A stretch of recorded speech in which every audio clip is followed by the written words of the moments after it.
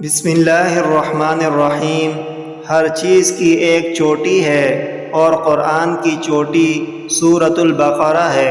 حضرت عبداللہ بن مسعود رضی اللہ عنہ سے روایت ہے کہ انہوں نے فرمایا، ہر چیز کی ایک چوٹی ہوتی ہے اور قرآن کی چوٹی سورۃ البقرہ ہے، اور ہر چیز کا ایک مغز ہوتا ہے، اور قرآن کا مغز مفصل صورتیں یعنی سورۃ الحجرات سے الناس تک ہیں۔